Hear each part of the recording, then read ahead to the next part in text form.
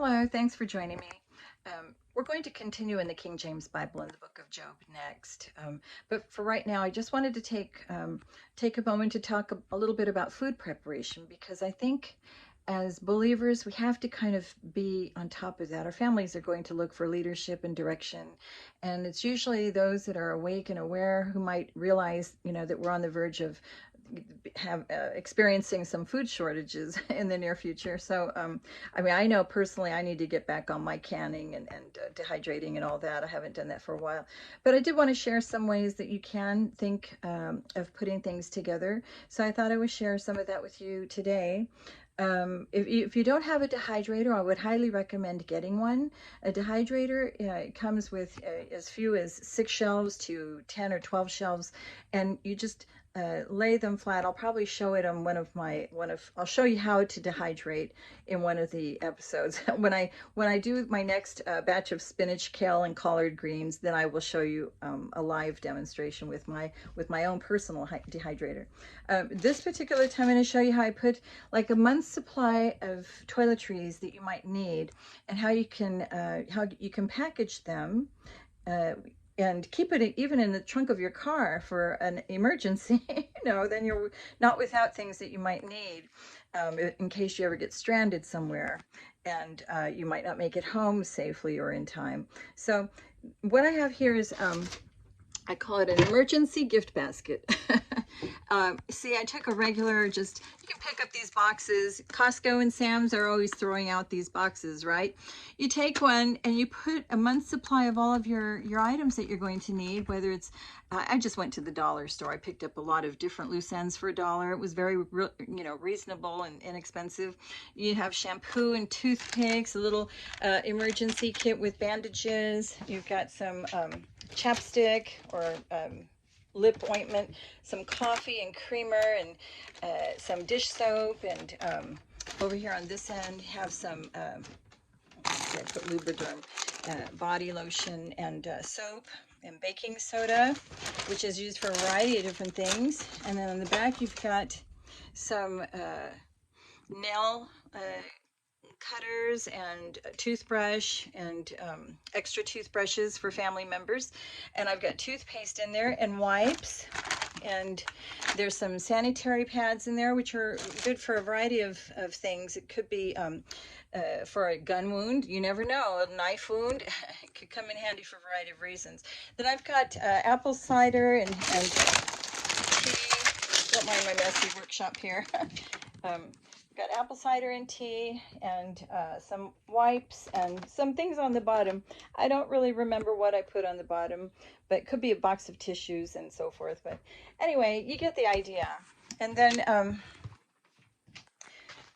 I recommend having heirloom seeds that you can plant, and you can continue collect the seeds after you harvest the vegetables or the fruits, and you can use them again and again and again. So I highly recommend get a good quality of heirloom seeds while you can, in a variety of different vegetables and fruits that you could possibly use. And then for dried foods, I highly recommend mason jars.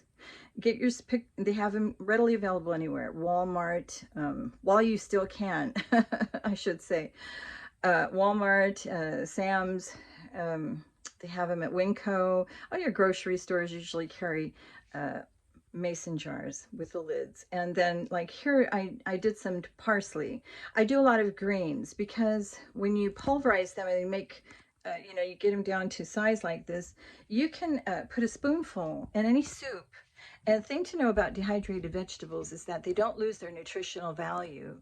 It retains it. You dry them at very, very low temperature over several hours, and it locks in the nutrition so you don't lose it, even 25 years later.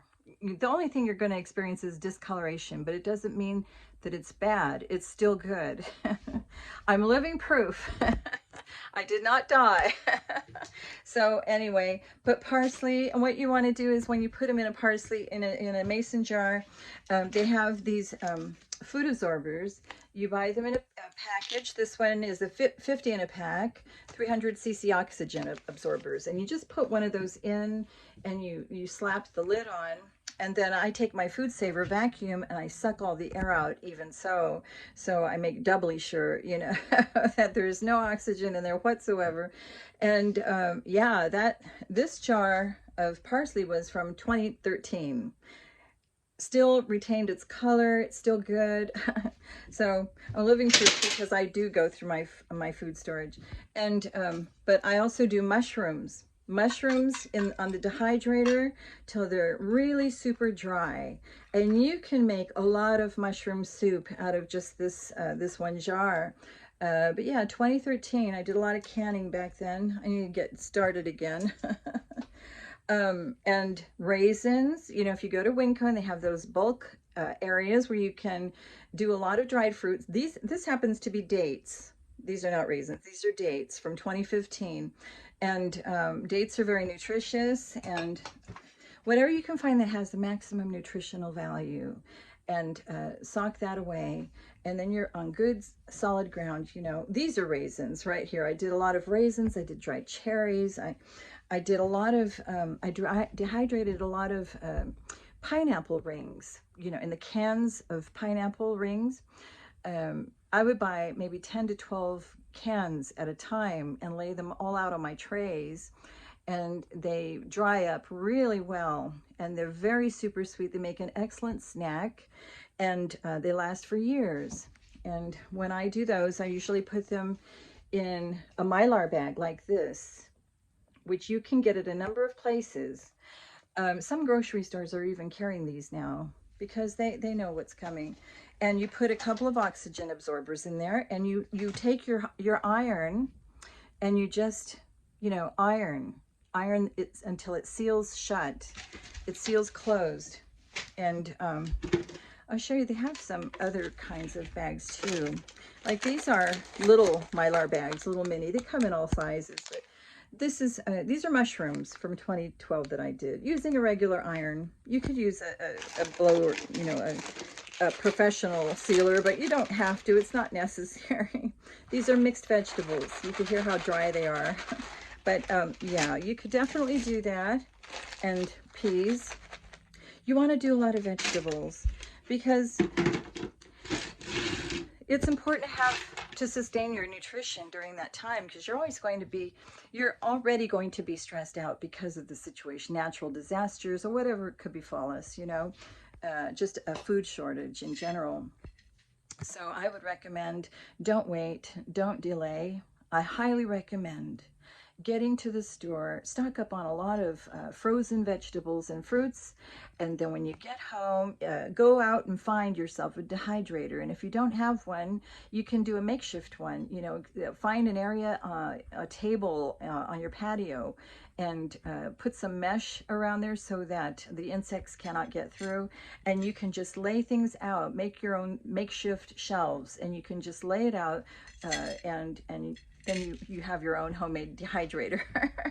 This is corn, sweet corn, and you see how it's discolored over time, but I guarantee this is like candy. When you actually chew on it, it turns out to be like candy, because I always get the super sweet corn.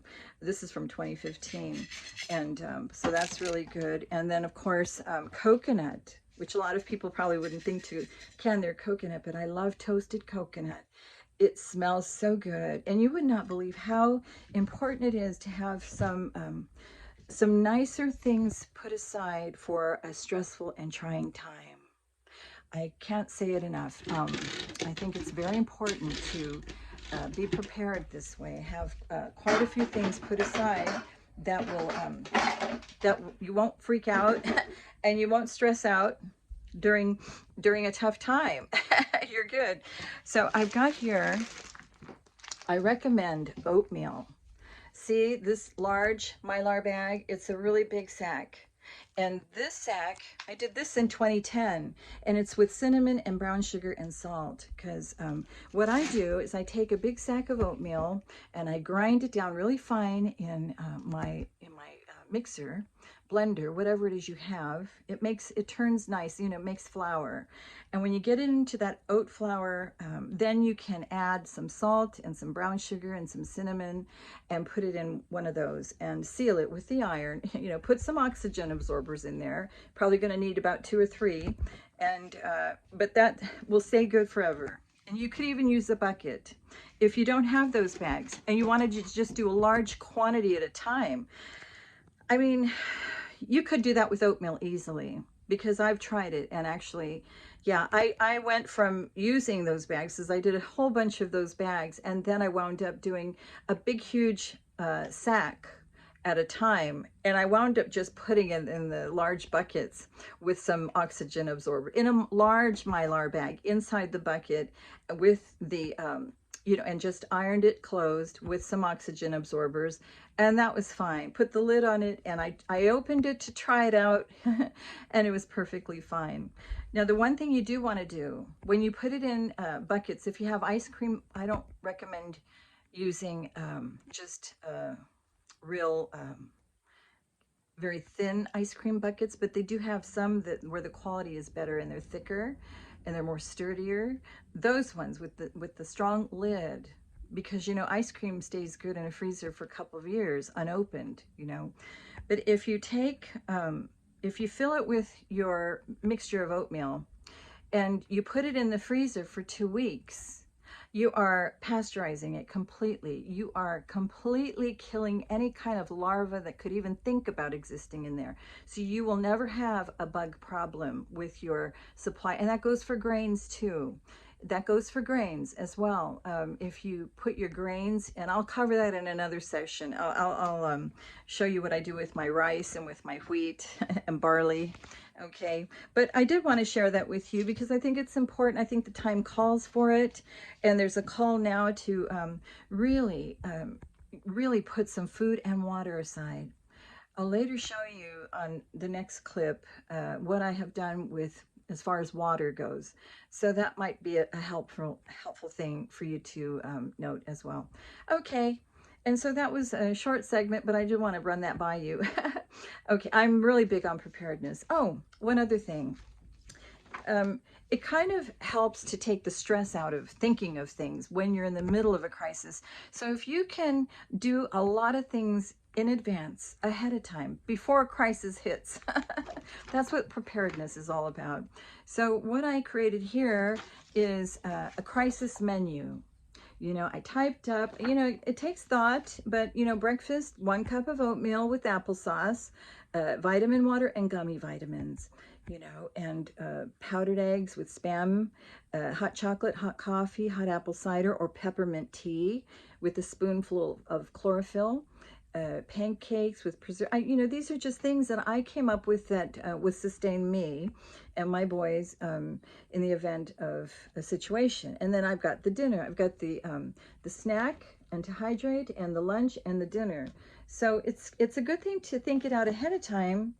Get it down there. Dessert is important too during a crisis.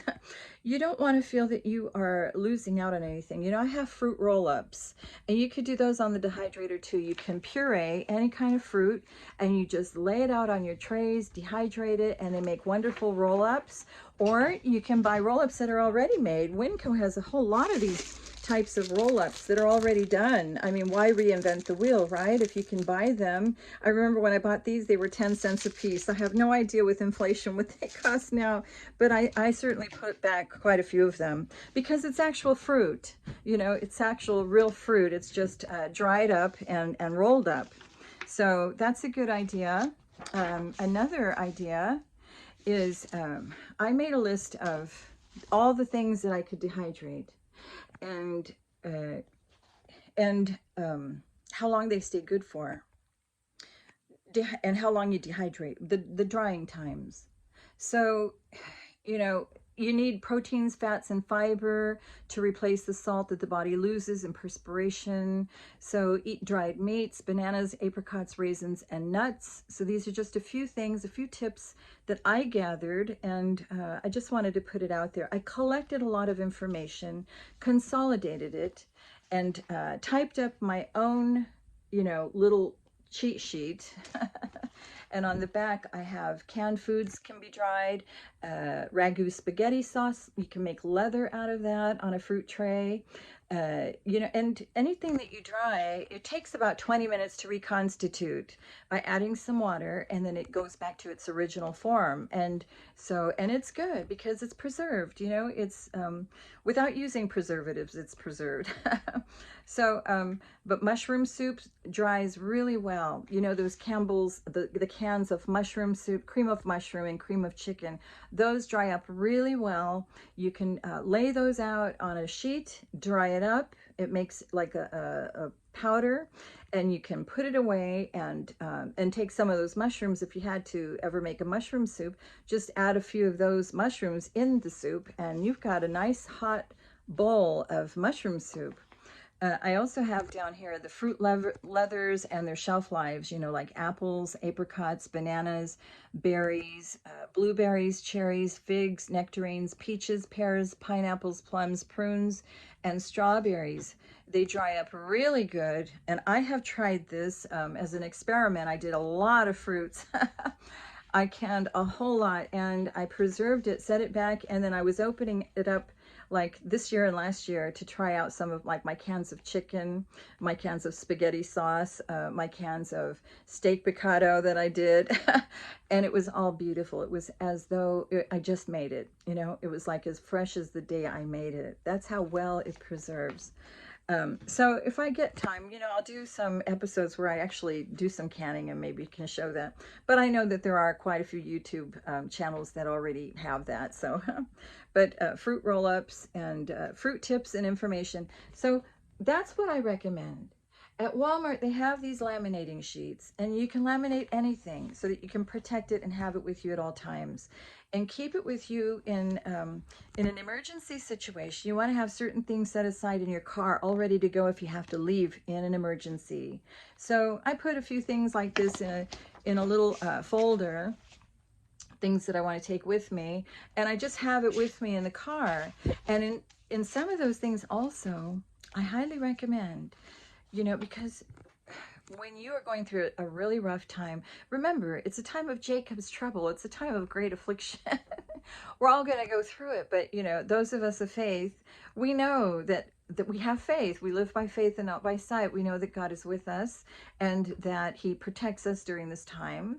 He supplies us, and he gives us the fortitude and the confidence and the calmness, you know, to weather the storm, because the Lord is our refuge in time of storm. But take some of your favorite hymns, because singing raises the vibration. And I have placed a lot of my favorite hymns, and once again, I typed it up, you know, all of my songs. I did both sides, and I think I have 3 of these because I have so many favorite songs, you know. To me to me, I've got by Babel's streams we sat and wept, you know, Psalm 137. I have Bless the Man That Fears Jehovah. I have Guide Me, Thou Great Jehovah, A Debtor to Mercy Alone. I have King of Wounds, and one of my favorites, I Know That My Redeemer Liveth. I've got all my songs that I typed up, and I have, so that I can sing them at any time and raise my vibration and stay in the faith. And I've got even the Battle Hymn of the Republic. Now that is that's a very patriotic song, but it's also, you know, you're praising God, glory, glory, hallelujah. You know, it is a wonderful song that reminds us of our roots, you know. And nearer, my God, to thee, and let all mortal flesh keep silence. I've got Coventry Carol. I have you know, some psalters and some from the Psalms, Psalm 86, and joyful, you know, I've got several that are really well known. But anyway, I put those, and I laminate those pages so they're very sturdy. I also have some favorite verses and scriptures that I write down and I keep on hands, because, you know, when you're going through a situation, you want to have where you can you and your family can gather around and have a form of structure while you're going through the storm, because you need to keep everyone calm and in the hope of Christ. And so, you know, I kind of assembled my music book with all of my different favorite additional hymns, you know, that I put down, and it's very good. I recommend it. So I just put it out there to share with you for this time that we're in. And like I said, the next time at another time, I will cover my dehydrator, show you how I lay all that on my shelf, on my trays, and also show you how I have my water supply. All right. Well, peace out, everybody. I hope this was helpful. Okay. Peace out. Bye.